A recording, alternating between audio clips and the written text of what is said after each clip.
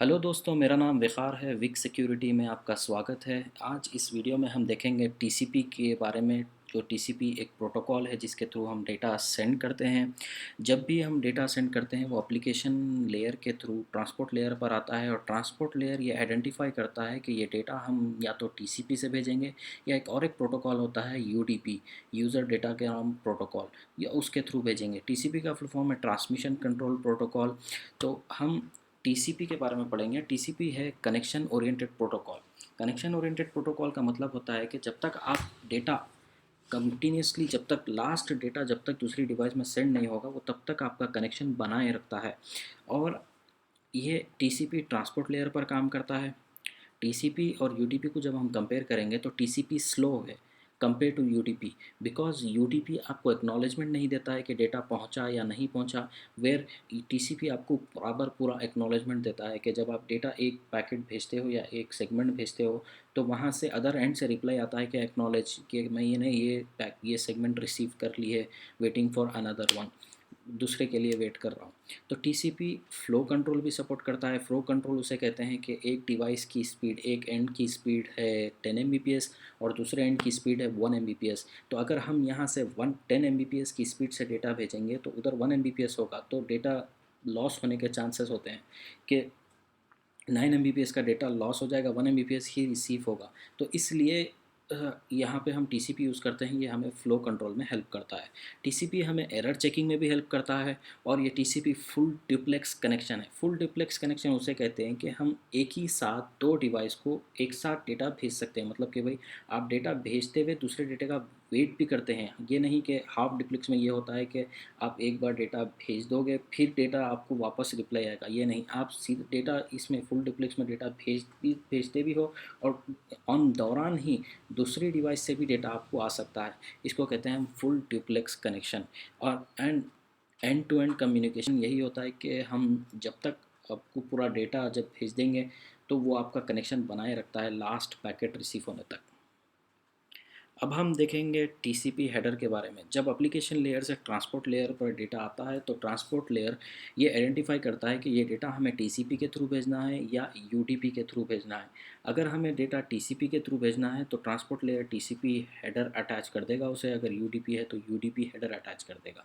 तो इस वीडियो में हम टीसीपी हेडर के कुछ पॉइंट डिस्कस करेंगे, फिर देखेंगे आगे क्या होता है। तो टीसीपी हेडर मिनिमम 20 बाइट्स का होता है और मैक्सिमम 60 बाइट्स का होता है। इस हेडर में आप देख रहे हो कि यहाँ पर सोर्स पोर्ट नंबर है, ये सोर्स पोर्ट नंबर है। तो सोर्स पोर्ट नंबर 2 बाइट्स यानी 16 बिट्स का होता है और डेस्टिनेशन पोर्ट नंबर भी 16 बिट्स यानी 2 बाइट्स का होता है। ये पोर्ट नंबर बेसिकली एक चैनल होता है। मतलब कि भाई अगर कोई एप्लीकेशंस यूज़ करते हैं, मतलब इंटरनेट के ऊपर हर एप्लीकेशन एक अपना पोर्ट नंबर यूज़ करता है डेटा भेजने के लिए, और दूसरी साइड पे भी जो सर्वर होता है वो भी अपने वास्ते एक पोर्ट नंबर असाइन करता है। वो पोर्ट नंबर के थ्रू ही वो डेटा रिसीव करता है। तो टोटल हमारे पास इस वक्त 2 to the power of 16 यानी 65,535 पोर्ट्स मौजूद है। और इस पोर्ट नंबर्स में थोड़े रिज़र्व पोर्ट्स भी होते हैं, जैसा कि 0 से 1023 तक नॉन पोर्ट नंबर्स होते हैं। मतलब कि भाई अगर आप HTTP यूज़ करते हो, HTTP जब भी आप यूज़ करोगे वो पोर्ट नंबर 80 यूज़ करेगा। तो ये हमारे लिए नॉन पोर्ट नंबर्स है। सम नॉन पोर्ट नंबर्स यहाँ पर आप देख सकते हैं कि ये FTP है और ये SSH है। टेलनेट भी 23 यूज़ करता है और SMTP 25, DNS 53। इस तरीके के नॉन पोर्ट नंबर्स है। और जब भी आपका ब्राउज़र यानी जब भी आप क्रोम खोलते हैं तो आपको वो एक एक रैंडम पोर्ट नंबर असाइन कर देता है जिसके थ्रू आपकी डेटा की ट्रैफिक जाती है और आती है, रिसीविंग होती है, जाती है। तो इस तरीके से हम पोर्ट नंबर यूज़ करते हैं। तो सोर्स पोर्ट नंबर यही होता है। सोर्स पोर्ट नंबर यही होता है कि जब भी आप सोर्स, मतलब कि भाई जब आप एप्लीकेशन रिक्वेस्ट किसी को भेज रहे हो सर्वर के साइड, तो ये अपना पोर्ट नंबर लिखेगा। लेकिन अगर आप कोई वेबसाइट के थ्रू कोई रिक्वेस्ट सेंड कर रहे हो तो वो आपका सोर्स पोर्ट नंबर होगा 80, क्योंकि वो HTTP वहाँ पर यूज़ करेगा। डेस्टिनेशन में आगे वाले का जो पोर्ट नंबर से डेटा जाएगा, यानी ये सोर्स से जो डेटा सेंड होगा उसका पोर्ट नंबर होगा, और डेस्टिनेशन पे जो रिसीव होगा वो उसका पोर्ट नंबर होगा। सीक्वेंस नंबर सीक्वेंस नंबर ये होता है कि जब आप एप्लीकेशन लेयर से जब डेटा सेंड करते हैं तो वो डेटा क्या करता है, it collects data bits and convert data bits into byte. मतलब कि भाई एप्लीकेशन लेयर से डेटा बिट्स कंटिन्यूसली आते रहते हैं आते रहते हैं, तो ट्रांसपोर्ट लेयर उसको स्मॉलर बाइट्स में कन्वर्ट करता है, बाइट्स में कन्वर्ट करके एक सेगमेंट बनाता है। तो वो बाइट्स को वो सीक्वेंस नंबर देता है ताकि हमें पता चले कि भाई ये बाइट से ये डेटा है, ये बाइट से ये डेटा है, ताकि हम रीअरेंज कर सकें।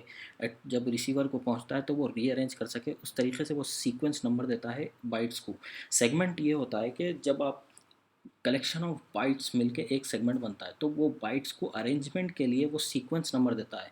तो और नेक्स्ट आता है एक्नॉलेज नंबर।